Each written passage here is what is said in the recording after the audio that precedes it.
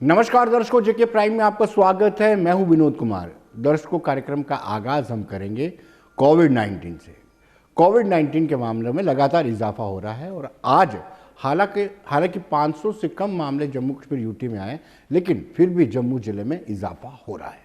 जम्मू जिले में जो लोकल हैं उनका भी इजाफा हो रहा है, जो ट्रेवलर्स हैं उनमें भी इजाफा हो रहा है। तो आए दिन हम बार जब बात करते हैं कि हमें एसओपीज़ को फॉलो करना चाहिए और वाकई में उसको फॉलो भी करना चाहिए। जब हमने स्वास्थ्य निदेशक से बातचीत की तो उनका भी ये मानना है कि पिछले काल की तुलना में, यानी जो वेव फर्स्ट थी कोविड-19 की और अब जो वेव सेकेंड जिसने दस्तक दिया है, वो ज़्यादा घातक है और उसमें ज़्यादा मामले आ रहे हैं। पिछले साल की तुलना में इस दिनों में कम मामले थे, लेकिन अब ज़्यादा मामले हैं।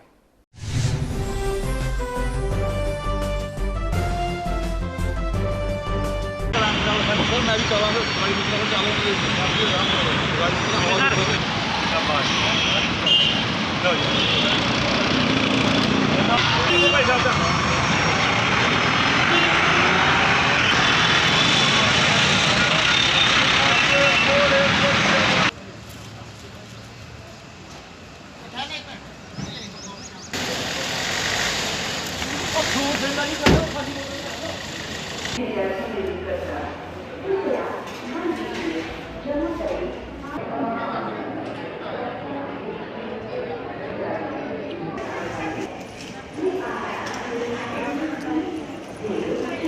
अब कोविड जो है आपने लोगों ने देखा जैसे कि पूरी दुनिया में ये वेव्स में आ रहा है और अमेरिका जैसे मुल्क में तो अब 4th वेव इस वक्त चल रही है और हिंदुस्तान में फर्स्ट वेव भी काफ़ी डिले हो गई थी। टाइमली एक्शन गवर्नमेंट ने जो लिए, सेंट्रल गवर्नमेंट ने जो डायरेक्शंस दी स्टेट गवर्नमेंट ने, और हमारी स्टेट में भी जो है वो जैसे डायरेक्शंस मिली तो प्रिवेंटिव मेजर्स लिए गए, लॉकडाउन्स किए गए, उससे डिले हो गई थी। मगर अब सेकेंड वेव जो है वो आ गई है और अब ये जो है वेव ये काफ़ी स्टीप कर्व दिखा रही है। अगर हम इसको कंपेयर करें पिछले साल मार्च में, तो पिछले साल मार्च में हमारे पास बहुत कम केसेस थे, स्टार्ट ही हुए थे यहाँ पर। अब इस वक्त तो यहाँ पर हमारे पास केसेस जैसे कल जम्मू में 71 आ गए, कश्मीर में 3 गुना, तब भी वही सेम पैटर्न चल रहा है। तब भी जितने जम्मू में होते थे कश्मीर में 3 गुना थे, तो उसी तरह से अब भी पैटर्न है।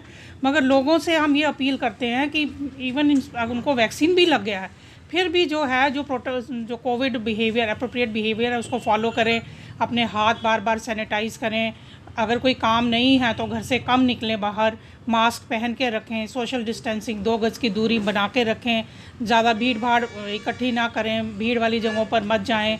तो ये बहुत ज़रूरी है क्योंकि ये सेकेंड वेव अब म्यूटेशंस भी हो रही हैं, वो किस तरह से ये वायरस अब बिहेव करेगा इसके बारे में ज़्यादा जानकारी भी नहीं है अभी। तो अभी अपना जो गार्ड है वो नीचे नहीं करना है, लापरवाह नहीं होना है और जैसे पहले लोग प्रिकॉशन ले रहे थे वो लेना अब फिर से बहुत ज़रूरी हो।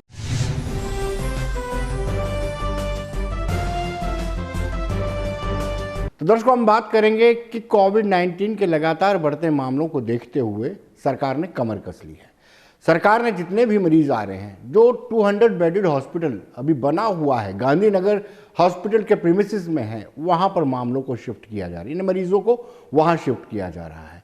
हालांकि ये पहले पूरा का पूरा हॉस्पिटल डेडिकेटेड कोविड-19 हॉस्पिटल करार दिया गया था और उसके बाद इसको डी नोटिफाई किया गया है, लेकिन अब उस सेक्शन को वहां पर जो है पॉजिटिव मरीज रखे जा रहे हैं। हमने डॉक्टर अरुण कुमार से बात की, आइए देखते हैं उनका क्या।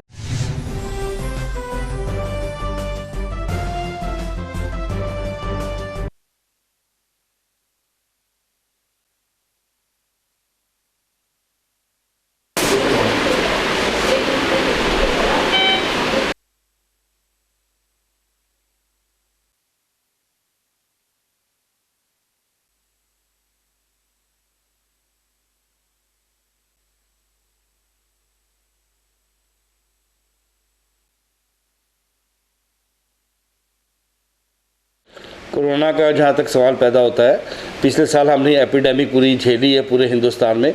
जम्मू कश्मीर में पिछले साल जब एपिडेमिक आई, शुरू में हमें कुछ प्रॉब्लम्स आई थी।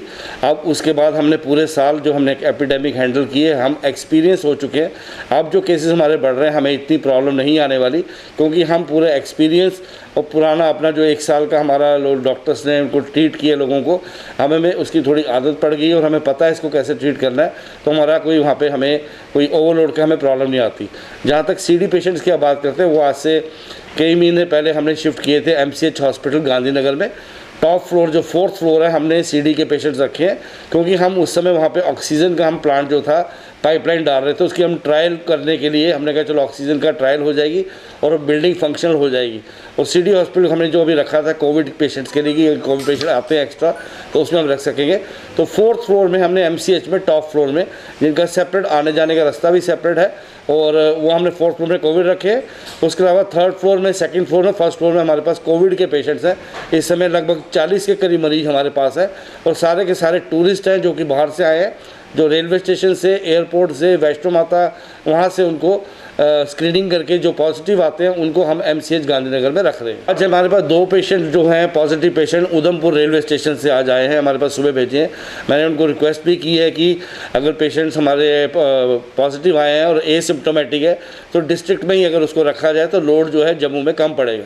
तो मेरी रिक्वेस्ट है कि ये जो पेशेंट्स डिस्ट्रिक्ट वाइज हैं वहीं पर अगर ट्रीट किए जाएँ।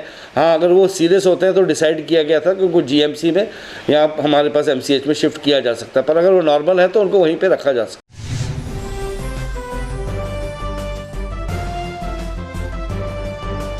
Government medical college hospital premises में भी सीधे उल्लंघन हो रहा है। सोशल डिस्टेंसिंग वायलेट की जा रही है, लोग मास्क नहीं पहन रहे, जो चिंता का विषय बना हुआ है। प्रिंसिपल डॉक्टर शशि सूदन का ये कहना है कि अब इस पर कार्रवाई की जाएगी। जितने भी लोग प्रेमिसेस में आएंगे उनको लिए मास्क अनिवार्य कर दिया जाए।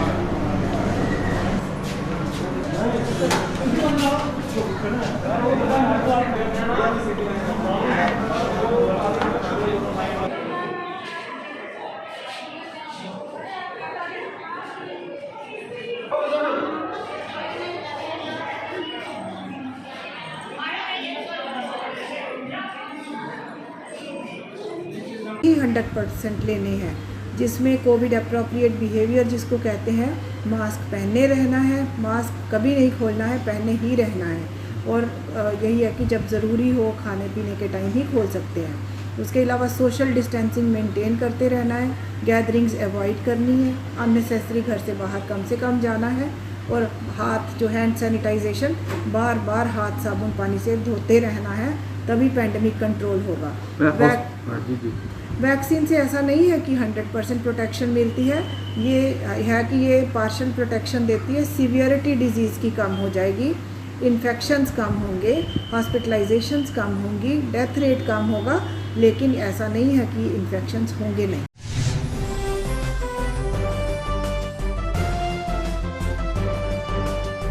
दर्शकों, विश्व के सबसे ऊंचे ऐतिहासिक पुल जो जिला रियासी में बन रहा है, उसके लिए आज एक ऐतिहासिक दिन था। आज पुल को आग के माध्यम से दोनों तरफ से जोड़ दिया गया। इस मौके पर पीयूष गोयल ने वीडियो कॉन्फ्रेंसिंग, जो केंद्रीय रेल मंत्री हैं, वीडियो कॉन्फ्रेंस के माध्यम से यहाँ के जो आशुतोष गंगल हैं वो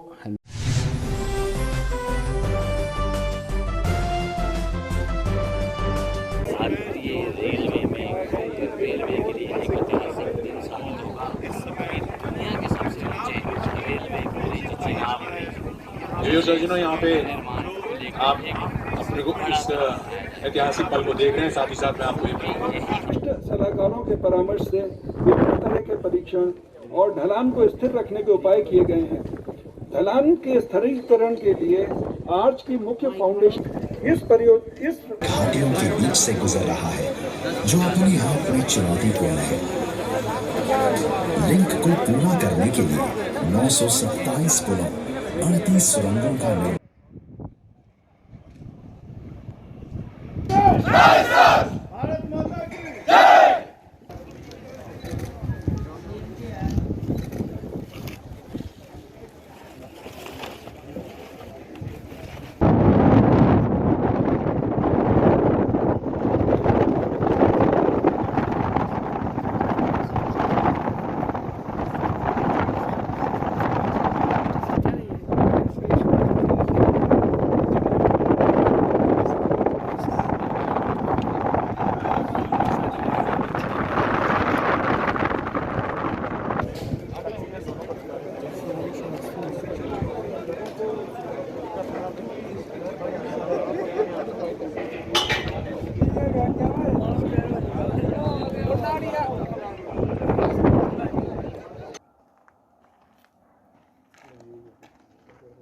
बहुत खुशी का क्षण है। आर्च इस पुल का सबसे महत्वपूर्ण अंग है और पूरा लोड वही लेता है।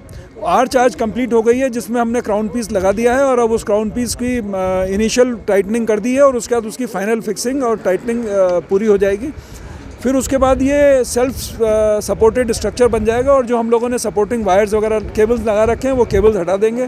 फिर डेक बनाएंगे और डेक के बाद रेलवे लाइन डाल देंगे। तो ये लगभग 1 वर्ष में ये तैयार हो जाएगा। उसके आगे और पीछे जो टनलिंग और ब्रिजेस का जो काम चल रहा है वो हम लोग पूरी गति से चला रहे हैं जिससे हम इस मार्ग को जल्दी जल्दी कनेक्ट कर सकें। इसमें फाइनल पीस जो लगने का कार्यक्रम था ये बहुत मुश्किल काम था। ये इतना तक पहुंचने में हम लोग को बहुत मुश्किलों का सामना करके ये इधर तक पहुंचा है। ये अवसर पर नॉर्थन रेलवे के GM, कोंकण रेलवे के CMD एंड बहुत अधिकारी नॉर्थन रेलवे के कोंकण रेलवे के अधिकारियों इधर आया था। हम लोग ये फाइनल जो सेगमेंट रखने का काम सक्सेसफुली आज कंप्लीट किया। ये एक्चुअली ये ब्रिज डिज़ाइन किया हुआ है arch 267 kilometre per hour wind speed के लिए डिज़ाइन किया हुआ है एंड काम करने का टाइम में बहुत हम लोग मुश्किल फेस करना पड़ा, स्पेशली विंड एंड रेन का। सो 15 किलोमीटर पर सेकंड का ऊपर जो स्पीड जाएगा विंड स्पीड, काम ऑटोमेटिकली बंद करना पड़ता है। मशीन भी अपना केबल क्रेन ऑटोमेटिक बंद हो जाए।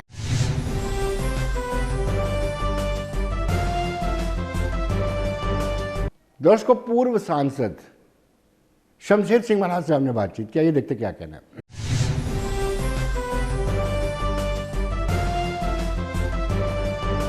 दर्शकों, आज के हमारे खास मेहमान है पूर्व सांसद शमशेर सिंह मनहास। मनहास साहब, आपका स्वागत है। धन्यवाद। वेल, सबसे पहले मैं आपसे ये जानना चाहूँगा कि आज आपने यूँ कहा जाए अपनी ही सरकार के खिलाफ प्रेस कॉन्फ्रेंस की और कहा कि मनरेगा की लाइबिलिटी 1000 से ज़्यादा करोड़ है और इसके लिए ब्यूरोक्रेसी जिम्मेदार है। क्या कहेंगे? देखो, ऐसा तो नहीं कहा जा सकता कि हम आम पुलिस सरकार के अगेंस्ट हैं, लेकिन इतना अवश्य है कि जहाँ पे केंद्र सरकार की ओर से जिस प्रकार से आदरणीय नरेंद्र भाई मोदी हमारे प्रधानमंत्री यानी कि जम्मू के लिए यानी दिल खोल कर सब कुछ दे रहे हैं ताकि जहाँ पे कि समाज को, जहाँ के प्रदेश को किसी प्रकार की कोई दिक्कत ना आए। और जहाँ पे अभी जो है LG भेजे हैं वो भी काफ़ी जानबूझकर आदमी हैं, ग्राउंड से जुड़े हुए हैं, ज़मीनी स्तर पर हैं, वो भी सारी चीज़ को अभी देख रहे हैं क्योंकि नए नए हैं अभी। लेकिन जहाँ का एक अंजाम है बैठा हुआ सेक्रेटरीट में, और सेक्रेटरीट में जितना भी ब्यूरोक्रेट्स बैठे हुए हैं वो सारे पुराने मानसिकता वाले हैं। जिस प्रकार से उन्होंने पुराना दौर देखा हुआ है और 47 से लेकर आज तक जो देखते आ रहे हैं वो उसी मानसिकता से चलना चाहते हैं कि जहाँ पे लगाया कुछ नहीं जाए और बताया कुछ नहीं जाए, काउंटेबिलिटी होती नहीं थी। उस काउंटेबिलिटी की वजह से वही हिसाब से यानी कि आज भी वो देखना चाहते हैं। इसलिए हमने कहा है कि LG साहब से मेरी बात भी हुई थी, बाकी भी चीज़ों में ध्यान दिया जा रहा है। और मैंने अपने कार्यकाल में 18 बार खासकर यानी कि केंद्र सरकार के यानी कि राज्यसभा पटल पर रखने का प्रयास किया। उन्होंने हमारी बात को माना है और ऐसे मैं बताता हूँ कि 80,000 करोड़ रुपए का पैकेज लास्ट ईयर दिया गया और इस बार 1,08,000 करोड़ रुपए का पैकेज है, यानी कि केंद्र खुला दे रही है। और आपने देख रहे हो कि जितनी भी सेंटर स्पॉन्सर्ड स्कीमें रहती हैं वो सीधा पैसा जिनके सेंटर से आता है, उसमें कोई रुकावट नहीं आ रही, कोई दिक्कत नहीं आ रही, कोई इंटरवेंशन नहीं। अगर कोरोना ना आता तो शायद आप देखते कि बहुत अच्छा हो, 1 साल यानी कि हमारा डिले हो गया।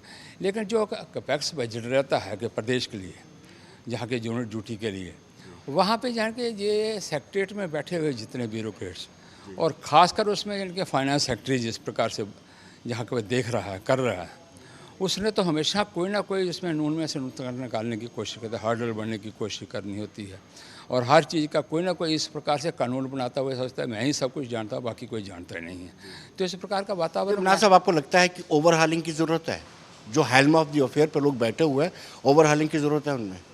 बिल्कुल, मैं इससे मानता हूँ कि वो तो ओवरऑलिंग करने की जरूरत, मैंने इसलिए कहा कि एलजी साहब जैसे नए आए हैं, अभी 7 महीने हुए आए हुए हैं, तो आपने देखा होगा 6 महीने नहीं तो कोई भी है, चाहे गवर्नर भी आते होंगे, चाहे एलजी भी आता होगा, चाहे चीफ मिनिस्टर भी रहता होगा, तो तुरंत यानी कि रीशफल करता होगा। इन्होंने 6 महीने सारे ऑब्ज़र्व करने का कोशिश की है। ऑब्ज़र्व करने के बाद उनको जो लग रहा है उसे आस्ता आस्ता करके कैसे शंटनी हो वो करने का प्रयास किया। अभी उन्होंने पहले ही रीशफल की है, उसमें कुछ लोग जिन के उस दायरे में जो आए वो किए हैं और आने वाले दिनों में और भी करने वाले हैं, ताकि जम्मू का कैसे भला हो सके, जम्मू का समाज का कैसे भला हो सके। जैसे लाइबिलिटी पड़ी हुई है और बाकी चीज़ें हैं वो सारी ठीक हैं। मैं बताता हूँ आपको, जैसे ये अपना डिपार्टमेंट है R&B और PMGSY में जितना पैसा आता होगा आप देखते हैं जिस प्रकार की सड़कें बन रहा है, क्योंकि सीधा सेंटर से आता है। लेकिन R&B स्टेट देख रही है और उसको देखने के बाद जिस प्रकार स्टेट ने उसको करना चाहिए तो उसमें रुकावट बनती है। मैं आपको एक माध्यम बताता हूँ कि इसमें साइड खुलनी चाहिए 30 तारीख तक, 30 मार्च तक, कि जिनका वो जिनके इन्होंने काम किया है उनके पैसे बाद उसके खाते में चले जाएँ। इन्होंने 3 बजे तक चलना था, बहुत सारे मैं बता रजौरी आप चले जाओ, पुंछ चले जाओ, मोर चले जाओ, वहाँ एक्शन से पूछो, वो साइड ही नहीं खुल पाई और पैसा गया ही नहीं और वो पैसा उनका लैप्स हो गया। लेकिन अपने चहेते को देने के लिए 11 बजे रात को साइड स्पेशल खोली गई और उसको जिनके पैसा दिया है। बना साहब, आप ये सोच लीजिए कि आपकी पार्टी की छवि भी इससे धूमिल हो रही है। चंद ब्यूरोक्रेट्स की वजह से कहीं ना कहीं आपकी पार्टी की छवि धूमिल हो रही है, ये आपको मान के चलना चाहिए। नहीं, हम तो प्रयास कर रहे हैं, इसलिए हमने कहा कि हम अपनी पार्टी को भी सुदृढ़ कर रहे हैं कि सब पार्टी की ओर से जिस प्रकार से भी मुश्किलातें आएंगी, आगे संघर्ष करना पड़ेगा। देखो, आगे हम संघर्ष नहीं करना चाहते थे कि जिस प्रकार से सरकार चल रही है केंद्र सरकार, उसके अगेंस्ट जिनके ऐसा ना हो। हाँ, इसलिए केंद्र सरकार के सहारे और ब्यूरोक्रेट्स जो अच्छे हैं उनको जहाँ पर लाकर और एलजी जिस प्रकार ज़मीनी स्तर पर जुड़ा हुआ है उसको उसको सहयोग देते हुए किस प्रकार से जम्मू कश्मीर की सारी चीज़ को ठीक कर सकें उसको करने का प्रयास करेंगे। लेकिन मना साहब, कुछ ना कुछ आप मानिए या ना मानिए, लोगों में जो ट्रस्ट बीजेपी को लेकर था वो आहिस्ता आहिस्ता ख़त्म हो रहा है। अगर आप ज़मीनी सतह पे जाएंगे तो आप देखिए आज रेत बजरी बिल्डिंग मटेरियल कितना ज़्यादा महंगा हो गया। कौन फीडबैक सेंटर को देता है और किस तरीके से ये खनन माफिया के लोग काम कर रहे हैं?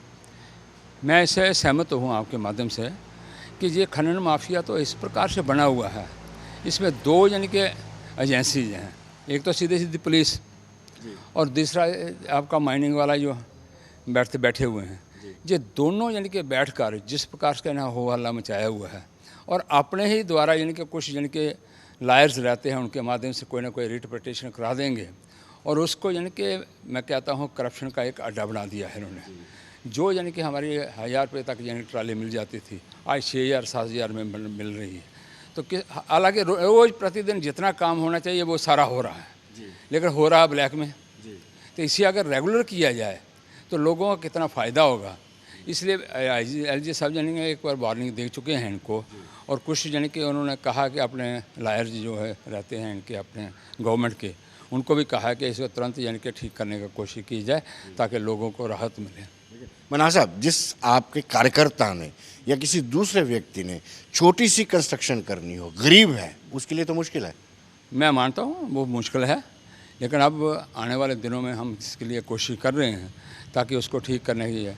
मैं इसलिए माध्यम से आज जैसे मनरेगा की यानी कि प्रेस कॉन्फ्रेंस रखी थी, माइनिंग पर थी या फिर बाकी डिपार्टमेंट से की थी, तो इसलिए अवेयर कराने के लिए मैंने ब्लॉक स्तर पर कैसे जाया जाए, उससे उनसे मिला जाए। मैं ब्लॉक स्तर पर जिनकी मीटिंग्स करने के बाद जिला स्तर पर करने के बाद तुरंत यानी कि 18, 19, 20, 3 दिनों में से कोई ना कोई दिन चूज करके एलजी साहब को यानी कि एक डिटेल विस्तार से उनको यानी कि ज़मीनी स्तर पर, क्योंकि वो नीचे स्तर पर नहीं जा सकते, उनको तो जो सुनाया जाए उनके विरोध रहते होंगे वो उसी पास जाते होंगे, तो उनके साथ बैठकर पूरी चर्चा करेंगे ताकि इन समस्याओं का समाधान करवा सकें। दिल्ली में आपकी सुनवाई क्यों नहीं होती है? अगर हम बात करेंगे बीएसएफ सीआईएसएफ की जो नियुक्तियां हुई हैं, जो बार प्रोटेस्ट कर रहे हैं, आपके बड़े नेता उनको एश्योर्ड करते हैं, इवन के पीएमओ में जो राज्य मंत्री हैं वो भी उनको एश्योर्ड करते हैं। अगर हम लीकर ट्रेडर्स की बात करें, उनको भी बड़ा भरोसा दिया जाता है, लेकिन उसके बावजूद भी आपकी सुनवाई दिल्ली में नहीं हो रही है। वो कौन व्यक्ति है, कौन लोग हैं जिनकी सुनवाई दिल्ली में हो रही है? देखो, एक बात तो सीधी सीधी है विनोद जी, मैं आपसे इसमें तो हक नहीं रखता। कभी डॉक्टर साहब ने ये नहीं कहा होगा सीएसएफ अगर और उसका यानी कि हम आपका समस्या का समाधान हम कहेंगे कि केंद्र को कहेंगे कि इस जहाँ पे कुछ ना कुछ भर्तियाँ हो। एक सिस्टम जो आप जानते हैं कि एक बार कोई भी यानी कि पोस्टें निकलती हैं तो वो लिखा जाता है कि इतनी पोस्टों के लिए अप्लाई कीजिए। अप्लाई करने वाले यानी कि अगर मान लो लाख आता है तो पोस्ट अगर 1200 है तो 1200 ही भरी जाएगी। तो बाकी जो रहेंगे वो कहें नहीं हमें भी करो, तो वो हो नहीं पाएगा। इसीलिए दूसरी पार्टियों की ओर के मैं, और दूसरी बात ये कि जहाँ पे आप देख रहे हैं कि बीजेपी के ऑफिस का धरना क्यों? अगर पॉलिटिकल पार्टी बीजेपी है, पॉलिटिकल पार्टी एनसी है, पॉलिटिकल पार्टी पैंथर पार्टी है, पॉलिटिकल पार्टी यानी कि कांग्रेस है, तो आप सबको प्रेशर बिल्डअप कीजिए ना, सब कहें कि सबके हमारी मांग को मनवाओ। बीजेपी को एडमिनिस्ट्रेशन में बैठी, बीजेपी तो एक पार्टी पॉलिटिकल पार्टी, अगर एडमिनिस्ट्रेशन के सामने बैठना है, डिवकाओं के सामने बैठे हैं, वो एलजी के सामने बैठे हैं, सेक्रेटरी के सामने बैठे हैं, ब्यूरोक्रेट्स के सामने बैठे हैं, वहाँ धरना देना अपनी मांगों को मनवाने के लिए। ये तो बाकी पार्टियाँ मिलकर और जिस पर जितना ही विपक्षी जिस प्रकार हमारे खिलाफ पूरे देश में खड़ा हो रहा है, वह खड़ा करने के बाद उन्होंने बीजेपी साहब, आप बहुत ज़्यादा तजुर्बाकार हैं, राजनीति में भी आपका अपना तजुर्बा है, राष्ट्रीय स्वयंसेवक संघ में भी आपने बहुत समय दिया है, लेकिन सच्चाई तो ये है, सदाकत तो ये है कि हुकूमत आपकी है, अधिकारी आपके हैं, और आपके रहते हुए अगर ये जस्टिस ना मिले तो लोग सवाल उठाएंगे, ज़रूर पूछेंगे कि मनहास साहब ने क्या किया हमारे लिए। देखो, केंद्र सरकार की ओर से तो मैं 100% आश्वस्त हूँ, पूरा मुझे विश्वास है कि केंद्र सरकार पूरा कोशिश करेंगे ठीक प्रकार करने के। अगर ठीक प्रकार से नहीं होता तो मुर्मू को बेचारे की ट्रांसफ़र जहाँ से नहीं होती, तो उन्होंने जानबूझकर एक मैच्योर व्यक्ति, ऐसा व्यक्ति जो ज़मीनी स्तर से जुड़ा हुआ है, ज़मीनों की यानी कि किसी भी मुसीबत को, प्रॉब्लम को वो जानता है, वो कैसे समाधान हो सके, उसके लिए थोड़ा टाइम चाहिए। वो लगे हुए हैं और विस्तार से चर्चा हुई है उनसे, वो लगे हुए हैं। इसलिए मैं नहीं चाहता कि वो यानी कि एलजी जो होता है वो किसी पार्टी का होता है, वो तो पूरे प्रदेश का होगा, पूरे आवाम का होगा, पूरे सरकार, इसलिए वो काम कर रहे हैं। सर, ये चीज़ मान ली जाए कि 370 पार्टी का एक, चाहे उस वक्त 2 मेंबर पार्लियामेंट थे, तब भी आपके मैनिफेस्टो में टॉप पर हुआ करता था 370, और सबको ये उम्मीद भी थी। जब 303 सीटें आई तो उम्मीद और भी बढ़ गई कि अब भारतीय जनता पार्टी 370 में संशोधन करेगी। 370 हटा, संशोधित हुआ, और 35 से हटा। लेकिन यूटी का फार्मूला किसके था? और यूटी भी पूरी तरह से यूटी यहाँ पे लागू नहीं हो पा रही है। जो सरकार को सूट करती है वो यूटी के प्रावधान लागू करते, जो नहीं करती वो नहीं करते। नहीं, इसका एक जो चार्ट बना हुआ है, उस चार्ट के माध्यम से जैसे आस्ता आस्ता करके जितना तरह इम्प्लीमेंट करना पड़ता है वो हम करने को कर रहे हैं। जहाँ पे ऐसा नहीं होगा ड्यूटी का कोई प्रावधान छोड़ा जाएगा, कोई जहाँ पे रखा जाए। ड्यूटी के अलग अलग प्रावधान हैं बाकी प्रदेश, बाकी जहाँ पे ड्यूटीज़ हैं, लद्दाख में अलग से है, जहाँ पे अलग से है, बाकी चंडीगढ़ का अलग से है, और मणिपुर वगैरह चलिए तो वहाँ अलग से, हर जगह अलग अलग है। तो इसलिए अच्छे से अच्छा यानी कि कैसे ड्यूटी का प्रावधान जहाँ पे लाया जाए ताकि जहाँ के लोगों को यानी कि ठीक प्रकार से राहत मिल सके, वो प्रयास कर रहे हैं। लेकिन मिनिमम वेजेस एक्ट तो लागू करना चाहिए। डेली वेजर बेचारे दर-बदर हो रहे हैं, कितने सालों से उनको नहीं मिल रहा। अगर minimum wages act as per UT norms लागू कर दिए जाते तो इनकी सैलरी भी 15,000 से ज़्यादा हो जाएगी। अभी एलजी साहब ने यानी कि लेटर भेजा है इसके लिए कि मिनिमम वेजेज के लिए कितना पैसा आएगा, वो कहा गया है। तो अभी फाइनेंस मिनिस्टर ने बजट में क्या करते हैं, किस प्रकार से उसको प्रावधान को बीच में डालने का, लेकिन उसको लेटर लिखा गया है, एलजी साहब ने स्वयं बताया था। तो अब इसके लिए कोशिश कर रहे हैं ताकि मिनिमम वेजेस तो मिलना ही चाहिए, और आस्ता आस्ता करें, इंस्टॉलमेंट बाय इंस्टॉलमेंट यानी कि किस प्रकार से मान लो वाले 10 साल से ऊपर हैं या 15 साल से ऊपर हैं, पहले इनको परमानेंट किया जाए, फिर दूसरे को किया जाए, फिर तीसरे को किया जाए, वो करने का प्रयास हो रहा है। तो आस्ता आस्ता करके इन सबको कोशिश करेंगे, ऑब्जर्व करेंगे, क्योंकि पहले वालों ने तो ऑब्जर्व थोड़े किया।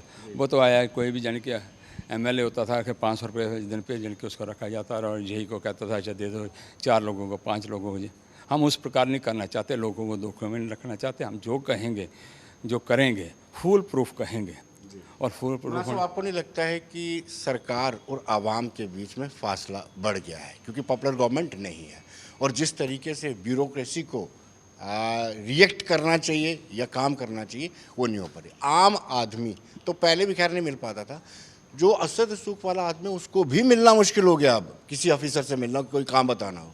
ये तो मैं पहले दिन से कहता हूँ, एक पॉलिटिकल रिप्रेजेंटेटिव जो है, इलेक्टेड रिप्रेजेंटेटिव होगा, उससे मिलना तो आसान है ही, ब्यूरोक्रेट से मिलना तो मुश्किल है, जिस सबसे बड़ी समस्या बनी हुई है। लेकिन इसमें डिलिमिटेशन वाला मामला जल्द से जल्द समाप्त हो और जहाँ पे पब्लिक रिप्रेजेंटेटिव आएँ ताकि लोगों की सुने और लोगों की समस्याओं का समाधान कर सकें। जब तक वो नहीं आता तो उसके लिए थोड़े से प्रॉब्लम तो है ही। उसकी प्रॉब्लम के लिए हम कर पाएंगे, कितना कर पाएंगे, क्योंकि बहुत कम लोग होते हैं जो सीधे ब्यूरोक्रेट से मिल पाते हैं, सारे नहीं मिल पाते। जब पब्लिक का रिप्रेजेंटेटिव कोई भी होगा तो वो आम आदमी भी जान के पब्लिक रिप्रेजेंटेटिव से मिल सकता है, आपने देखा ही होगा। तो इसलिए पब्लिक रिप्रेजेंटेटिव होना ही। अब जैसे 3 टायर सिस्टम शुरू किया है, जैसे कि पंचायत के बाद BDC के बाद DDC। तो अब जैसे पंचायतों का सीधा 1000 करोड़ रुपया देने को कहा गया है, पीछे भी दिया है, यानी कि 80,000 दिया है, 80 लाख रुपये पैसा दिया है। तो कुछ ना कोई पंचायतों की बहुत। तो हम चाहते हैं कि नीचे स्तर पर, और उसको जिस प्रकार हमने कहा जनधन खाते खुलवा कर, यानी कि उनके खाते में सीधे पैसे जाए, बीच में करप्शन ना जाए, तो वो आस्ता आस्ता करने को कर रहे हैं, वो होती जा रही है। और केंद्र भी इसी प्रकार पर जिनके लागू करने को कर रहा है। बहुत सारी चीज़ें हैं जो पुरानी बीमारियां हैं, उन बीमारियों को ठीक करने के लिए मैं कहता हूँ कोई भी बीमारी हो उसका इलाज करने के लिए तो दवा जो है आस्ता आस्ता असर करती है। तो इसलिए साहब आपको ये भी याद होगा कि प्रधानमंत्री नरेंद्र मोदी ने लोकसभा में कहा था कि मैं मनरेगा को जिंदा रखूंगा, ढिंडोरा पीटूंगा, लेकिन यहाँ पर इंसल्ट वाली बेइज्जती, कोई भी जिम्मेदार हो इसके लिए। 1000 करोड़ रुपए की लाइबिलिटी इतनी गरीब इंसानों की। मैं मानता हूँ, मैंने कहा कि इसमें कसूरवार कौन है? कसूरवार वो नहीं है जिन्होंने काम कराया है, कसूरवार एम्प्लॉइज़ है। मैंने कहा जैसे BDO ग्राम सेवक को अलॉट करता है, ग्राम सेवक जिसने काम करवाया है, JE है जिसने काम देखा सारा, BDO है जिसने चेकअप करना चाहिए। अगर कहीं फॉल्ट है, गलती है, ACD यानी कि एक्सीन होगा, सारे इससे सारे क्यों नहीं चेक किया उस समय? तो उनको मैं कहता हूँ कि इमीडिएट सस्पेंड करके उनको पनिश करना चाहिए और इनकी लाइबिलिटी क्लियर करनी चाहिए। लेकिन आपको नहीं लगता कि जिस तरीके से चल रहा है, कहीं ना कहीं जो ट्रस्ट डिफिसिट है, विश्वास है, वो कम होता जा रहा है पार्टी और आवाम के बीच में? जिस लोगों ने बड़ी उम्मीद के साथ पार्टी को चुना था, एक विश्वास के साथ चुना था, DDC चुनाव में भी पार्टी को बड़ी सारी बढ़त मिली है, 3 सीटें कश्मीर से मिली, कोई उम्मीद भी नहीं कर सकता था। उसके बावजूद भी जो हो रहा है उससे लोग खफा हैं। नहीं, हम इसके लिए मैं आपसे सहमत हूँ, लेकिन आने में क्योंकि लोगों की उम्मीदें बहुत थी। जैसे हमारी यानी कि पहली बार पार्टी आई थी, पार्टी आने के बाद उनको लगता था कि पहले घोटाले व गपलेबाजी यानी कि सारा कुछ था, तो वजह इतना था कि उसके बाद सारी चीज़ें पूरी नहीं हो पाती। लेकिन आस्ता आस्ता करके हमने यानी कि पहले साल में केवल मात्र इसको समझने की कोशिश की है। अभी 1 साल 1.5 साल हुआ है जिसको हम इम्प्लीमेंट कर रहे हैं। चाहे पैसे का आपने देखा कोरोना के माध्यम से कितना, क्योंकि पैसे की कमी आई गई, फाइनेंशियल क्रंच आया होगा, इससे सारी चीज़ों के करते होते हुए भी सारी चीज़ें हमने ठीक करने की कोशिश की जितना हमसे हो सका। लेकिन आने वाले दिनों में लोगों पे भार ना बढ़े तो उसके लिए भी प्रयास किया जा रहा है। हम सारी चीज़ें इसका आस्ता आस्ता करके, केंद्र सरकार लगी हुई है और जहाँ भी हम चाहते हैं कि अपने इस प्रकार के ऐसे लोग आएँ, अपनी विचारधारा के नहीं कह सकता, लेकिन अच्छे लोग आएँ जो काम करना चाहते हैं, जिनके मन में इच्छा है, जिनके मन में वेदना है, तड़फ है कि समाज का मुझे काम करना है, ऐसे लोग आए तो काम होगा। युवराज साहब, आखिरी सवाल आपसे जानना चाहूँगा कि शीर्ष नेतृत्व से जब आपकी बात चलती होगी तो क्या समय देते हैं कि कब तक ये चुनाव हो जाने चाहिए? क्योंकि जब तक चुनाव लिंगरान होते रहेंगे तब पब्लिक और सरकार के बीच में खाई बड़ी बनती रहेगी।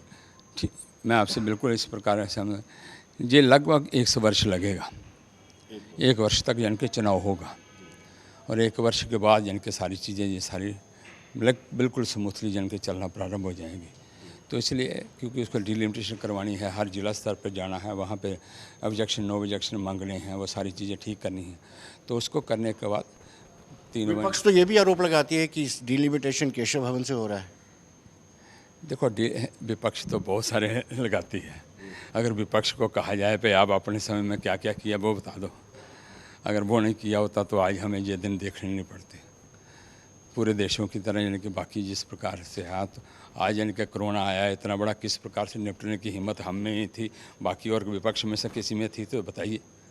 तो इसलिए हम ईमानदारी से आवाम की जनता की सेवा करना चाहते हैं।